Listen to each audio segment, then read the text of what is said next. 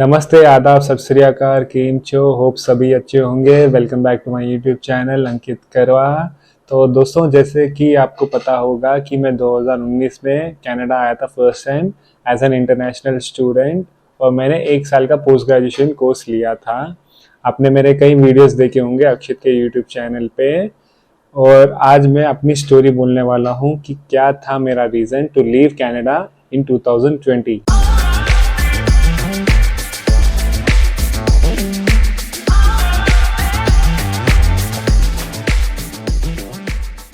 तो गाइस, मैं इंडिया से बैचलर्स करके कनाडा आया था to do my post graduation from York University in advance accounting.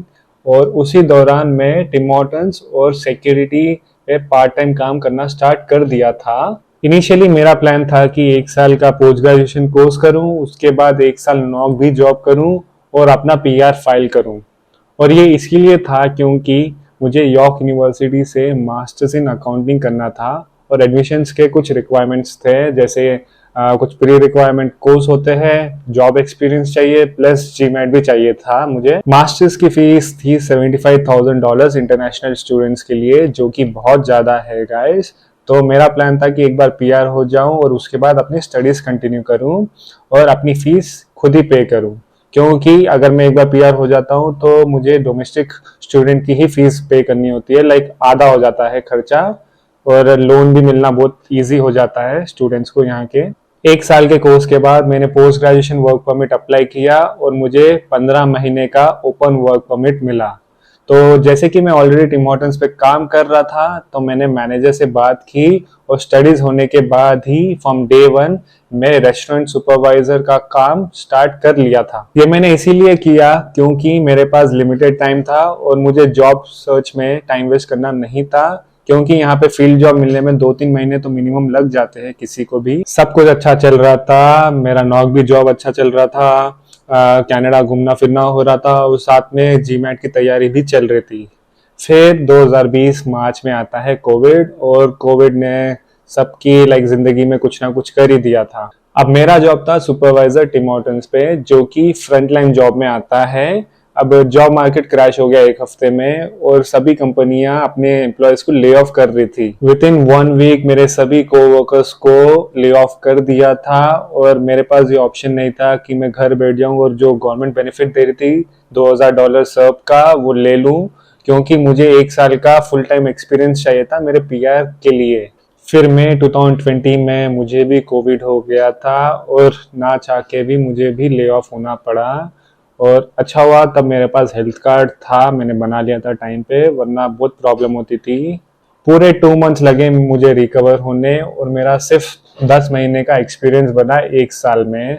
और अब कनाडा की पॉलिसी है कि आपको फुल टाइम काम करना होता है, 30 आवर्स पर वीक, और पूरा साल करना होता है। अगर आपका एक महीना भी अगर आप शॉर्ट पड़ जाए तो वो एक्सपीरियंस वेस्ट हो जाता है। तो मैंने 10 महीने काम किए और मेरा एक्सपीरियंस वेस्ट हो गया और कोई पॉइंट्स भी नहीं बने।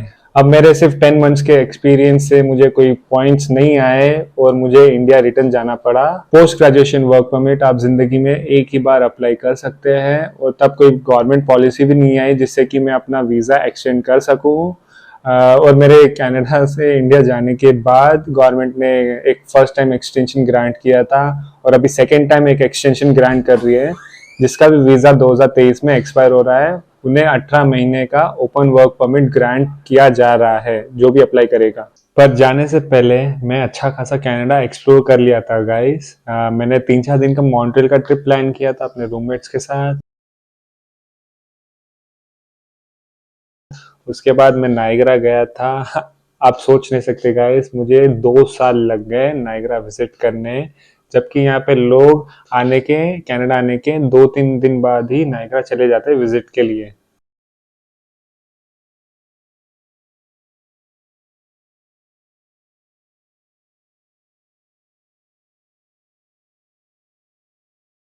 सीएन टावर आपको तो पता ही होगा गाइस, नॉर्थ अमेरिका की सबसे बड़ी बिल्डिंग है। उस पे मैंने अक्षित ने एज वॉक किया है और ये ना दुबई से, सियाटल से, ये सबसे बड़ा एज वॉक है, दुनिया का सबसे बड़ा एज वॉक है।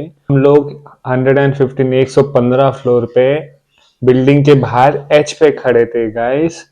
वो भी बस एक केबल के सपोर्ट से। और ये एक्सपीरियंस आपको तो करना चाहिए, once in a lifetime में करिएगा। इस लोग तो वहां जाके प्रपोज करते हैं, वेडिंग फोटो शूट करते हैं, बहुत बहुत लाइक मेमोरीज है लोगों की वो बिल्डिंग के एज पे। तो आप भी जरूर जाइएगा। Alright, thanks, Katie. Alright, here we go. Look at this. Beautiful day out here in the beach rock. The sun is out. Look at this. Beautiful. Nice breeze as well. But how's that view down below?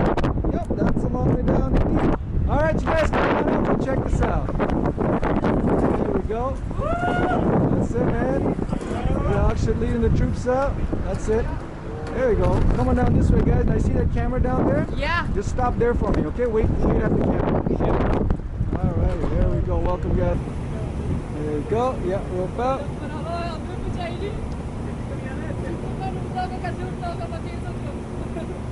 So keep going, a little bit more. There you go. No, that's good. You were there. You had it. That's it. A little bit more to go. You got it. You got it. You got it, man. You're there. You're there. You can do it, bro. There you go. Let go, let go. Yeah. Toes up, toes up. That's it.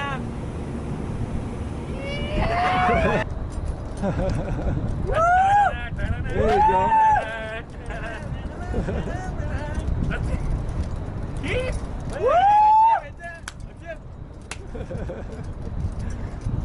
All right. और मुझे Niagara इतना अच्छा लगा guys कि मैंने सोचा कि एक बार फिर से नायग्रा जाना है। पर हम लोग इस बार गए थे एक 4 सीटर प्राइवेट प्लेन में।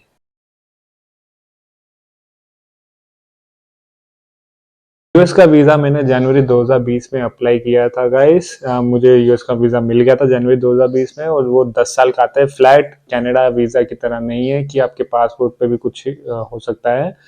तो इसका मैं एक वीडियो बनाता हूँ यूएस वीजा का, कैसे अप्लाई करना है और प्रोसेसिंग टाइम क्या है एक्सेट्रा, सब कुछ डिटेल में एक्सप्लेन करूंगा आपको। तो मेरा प्लान था कि 2020 में वेगस जाऊं, जैसे वीजा आ गया समर में। पर मार्च 2020 में कोविड आ गया और कनाडा और यूएस के बॉर्डर बंद हो गए। सिर्फ ड्राइविंग, ट्रकर्स और ये सब के लिए, इंपोर्ट एक्सपोर्ट के लिए ओपन था बॉर्डर। पर हमने तो सोच लिया था कि अब यूएस वीजा आ गया है तो बॉर्डर तो क्रॉस करना ही है, चाहे बॉर्डर बंद हो जाए या कुछ भी। तो हम लोग यूएस बॉर्डर क्रॉस करे हवा में। हम लोग नायग्रा गए थे और यूएस का बॉर्डर एक ट्रिप लगा के आए थे ऊपर से। मैं वीडियो में डालता हूँ आपको।